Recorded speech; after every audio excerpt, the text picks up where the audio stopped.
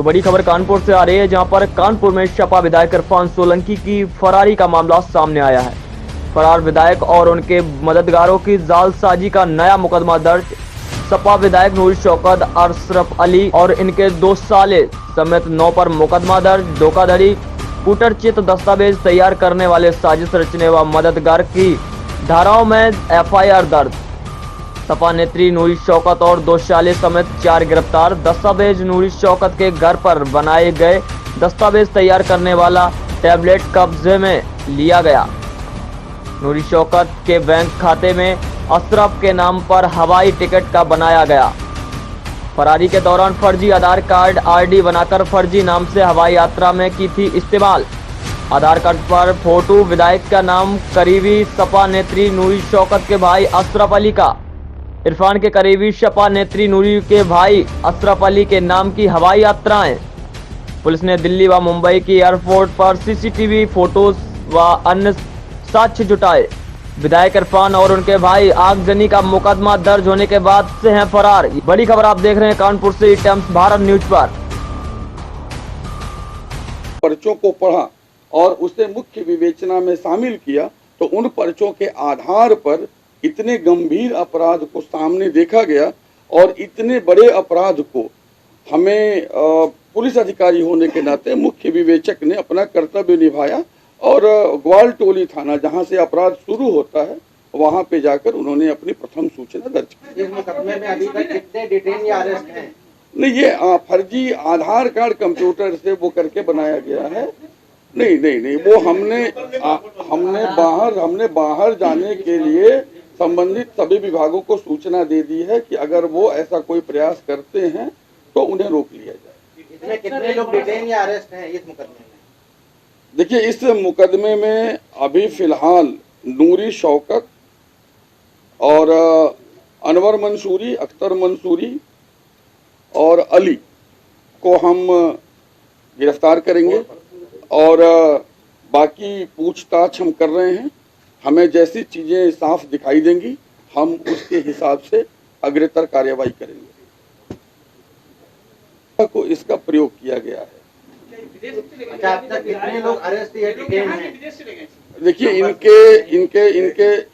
इनकी जो ये इस आधार कार्ड का प्रयोग इन्होंने दिल्ली से मुंबई जाने की फ्लाइट के लिए किया था और इस आधार कार्ड का प्रयोग करते हुए ये अशरफ अली के नाम से दिल्ली से मुंबई 6E2138 फ्लाइट्स की 31 नंबर सीट पर बैठकर अशरफ अली के नाम से इन्होंने यात्रा की है। इससे संबंधित सभी वीडियो, सभी फोटोग्राफ्स उपलब्ध हैं, मुंबई टर्मिनल के भी, दिल्ली टर्मिनल के भी और यात्रा के दौरान। और साथ में हमारे पास पैसेंजर लिस्ट है इस विमान की भी और सभी विमानों की जो विमान दिल्ली से मुंबई को उस दिन गए थे।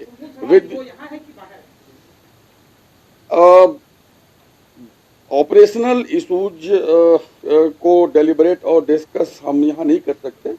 हमारी पुलिस आवश्यक कार्यवाही कर रही है, उसके एक हिस्से को आपके समक्ष उद्घाटित करना आवश्यक था। हमने दिल्ली में भी अभियान चलाया है, हमने मुंबई में भी अभियान चलाया है, हमने लखनऊ में अभियान चलाया है और हमने भारत के कई शहरों में अभियान चलाया है। हमने जो है संबंधित विभाग को पारपत्र जो देखने वाला विभाग होता है, वीजा और पासपोर्ट, हमने उनको घटना के तुरंत बाद लिखित सूचना दे दी है और हमने इनका सारा विवरण सभी को शेयर कर रखा है।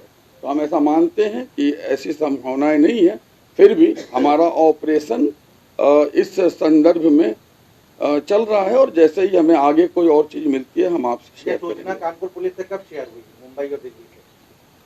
हमने कानपुर पुलिस को ये सूचना पिछले कई दिनों से हमारे पास थी, हम उस पर काम कर रहे हैं और चूंकि ये ऑपरेशनल डिटेल है तो हमने ऑपरेशनल डिटेल कभी भी किसी के साथ शेयर नहीं किया है और आगे भी नहीं करेंगे।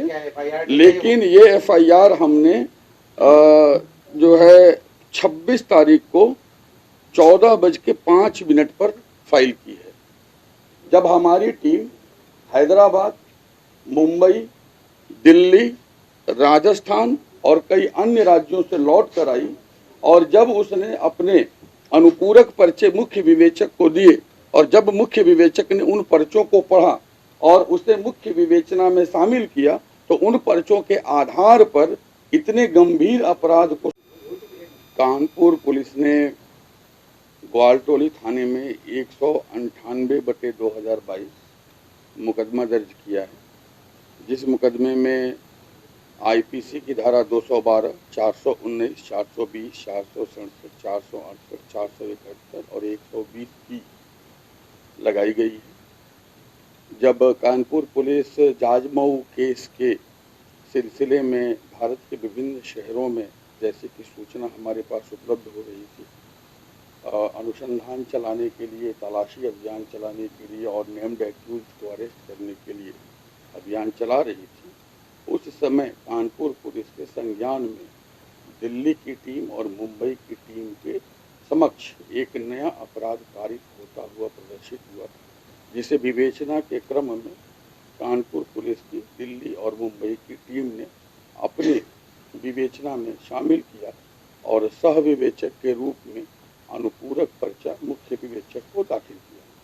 मुख्य विवेचक ने इस गंभीर विषय को, जिसमें कि कूट रचित आधार कार्ड बनाना, साथ में कूट रचित आधार कार्ड को लेकर यह जानते हुए भी कि यह एक बहुत ही बड़ा आपराधिक कृत्य है, छद्म नाम से हवाई यात्रा करना, साथ में अंतर्राष्ट्रीय हवाई अड्डे के सुरक्षा घेरे को छद्म नाम से तोड़ना, जिसमें दूसरे का नाम और अपना फोटो लगा हुआ पहचान पत्र प्रस्तुत करना, साथ में इंडिगो की विमान से नई दिल्ली से मुंबई यात्रा करना और वहां पुनः छद्म नाम से बाहर निकलना। ये चीज़ जब सामने आई विवेचना के क्रम में तो हम लोगों ने नियमों के तहत नई दिल्ली अंतर्राष्ट्रीय हवाई अड्डे पर हमने 65B के तहत सीसीटीवी कैमरे के फुटेजेज कलेक्ट किए और हमने पाया कि 11 तारीख को हमारे जाजमऊ केस के अभियुक्त इरफान सोलंकी वहाँ पे अंदर जाते हुए दिखाई दिए और उस फुटेज को कलेक्ट किया गया। सेम फुटेज सिमिलर इंडिगो की उस विमान के मुंबई पहुंचने के बाद मुंबई एयरपोर्ट पर भीतर से बाहर तक दिखाई दिया। हमने उस विमान के सभी पैसेंजरों की सूची अधिकृत रूप से ग्रहण की और हमने देखा कि इरफान सोलंकी अपने नाम से यात्रा नहीं कर रहे हैं। मुंबई एयरपोर्ट के बाहर जो कैमरे लगे हुए थे वो पैसेंजरों की सूची अधिकृत रूप से ग्रहण की और हमने देखा कि इरफान सोलंकी अपने नाम से यात्रा नहीं कर रहे हैं। मुंबई एयरपोर्ट के बाहर जो कैमरे लगे हुए थे वहाँ पे उनको रिसीव करने आए व्यक्ति और गाड़ियों के बारे में भी देखा गया और उनका डिटेल निकाला गया। उनका डिटेल निकालने के बाद उनसे पूछताछ की गई और ये पाया गया कि वो भी षड्यंत्र में शामिल हैं और उन्हें इस बात का पूरा भान था कि जो व्यक्ति ट्रैवल कर रहा है वह इरफान सोलंकी है, वे उसे जानते हैं और वह अशरफ के नाम पे ट्रैवल कर रहा है। यह जानते हुए भी कि एक कूट रचित डॉक्यूमेंट बनाया जा रहा है, कई लोगों ने मिलकर उसे बनाया, जिनका नाम इस मुकदमे के एफआईआर में एफआईआर कर्ता ने दिया है। एफआईआर जाजमऊ मुकदमे के मुख्य विवेचक के द्वारा दाखिल की गई है। चूँकि यह पुलिस अधिकारी के नाते हमारा कर्तव्य है कि अगर हमारे सामने कहीं भी कोई संज्ञेय अपराध कारित होता हुआ हमें दिखाई देता है तो यह हमारी रेस्पॉन्सिबिलिटी है कि हम उस पर प्रथम सूचना संबंधित थाने में दर्ज कर दें। चूँकि इस मुकदमे में अपराध कानपुर नगर से आरंभ होता हुआ मुंबई और दिल्ली तक फैला हुआ है, अतः हमने कानपुर नगर में हमारे मुख्य विवेचक ने इसकी सूचना ग्वालटोली थाना में दी, जहां से यह अपराध आरंभ होता है। कूट रचना जहां से की गई, अनुसंधान उसके लिए भी जारी है। उस कंप्यूटर को, डेस्कटॉप को, लैपटॉप को, उन सारी चीज़ों को हम अपने जिम्मे में ले चुके हैं और अनुसंधान के क्रम में कूटरचित डॉक्यूमेंट का हासिल किया जाना बाकी है, क्योंकि कूटरचित डॉक्यूमेंट मुख्य अभियुक्त के पास है और मुख्य अभियुक्त की अभी भी गिरफ्तारी संभव नहीं हो पाई है। हालांकि इस कूट रचना में शामिल और अपराध के कारित किए जाने का भान होते हुए भी अपराध के कारित किए जाने में स्टेज बाय स्टेज इन्वॉल्व जितने भी लोग हैं उन सभी लोगों को लाया गया है, उनसे पूछताछ की जा रही है और उन्हें गिरफ्तार किया जा रहा है।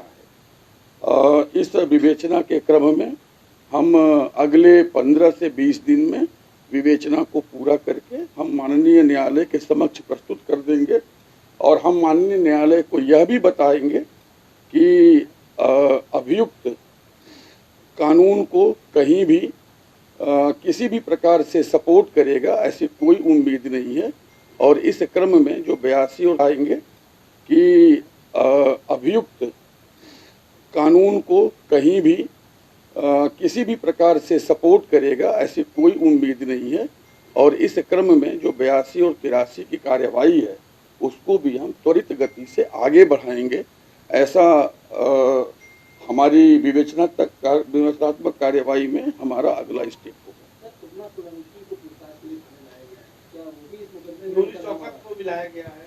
देखिए, इसमें कुछ लोग नेम्ड एक्यूज्ड हैं इस एफआईआर के, और ये जो एफआईआर है 198/2022 ग्वाल टोली, उसमें नूरी शौकत इसकी नेम्ड एक्यूज्ड हैं। इसके नेम्ड एक्यूज्ड में अशरफ अली हैं, इशरत हैं, अम्मार इलाही हैं, अनवर मसूरी हैं, अख्तर मसूरी हैं और अली हैं। ये सारे लोग इसके नेम्ड एक्यूज्ड हैं। बाकी विवेचना के क्रम में कई और नाम सामने आ रहे हैं जिनको इस बड़ी कॉन्स्पिरेसी का भान था। एक जनप्रतिनिधि होते हुए भी कूटरचित डॉक्यूमेंट बनाना और कूटरचित डॉक्यूमेंट के ऊपर ट्रैवल करना, कूटरचित डॉक्यूमेंट बनाने में जिन जिन लोगों ने सहयोग किया उन लोगों को सहयोग के लिए साथ में रखना, उनका सहयोग लेना, और अगर हम उन सभी लोगों के पर्सपेक्टिव से देखें तो कूटरचित डॉक्यूमेंट को तैयार करना, उससे लाभ लेना, उस पर हवाई यात्रा करना और पहचान छुपाना, पहचान छुपा करके कानून को सहयोग न करके कानून से दूर भागना, ये सारी चीज़ें हैं जिसमें हमने इस मामले का संज्ञान लेते हुए 212, 419, 420, 467, 468, 471 और 120B के तहत मुकदमा दर्ज किया है। जैसा कि यहाँ पे अपराध कारित हुआ है, जो फैक्ट है, जो चीज़ें हुई हैं, हमने उसके हिसाब से यहाँ पे विषय का संज्ञान लेते हुए जो समुचित धाराएं हैं उसके तहत मुकदमा दर्ज किया है और आगे गुण दोष के आधार पे विधि सम्मत तरीके से पूरी विवेचना समयबद्ध रूप में करके हम इसे जमा कर देंगे। ये आधार कार्ड अभी बनाया गया है और ये अपराध 11 तारीख को, अगर आप कहें तो ये कूटरचित डॉक्यूमेंट 10 तारीख को बनाया गया है और इसी 10 को बनाया गया है। 11 को इसका प्रयोग किया गया है और 12 को इसका प्रयोग किया गया है।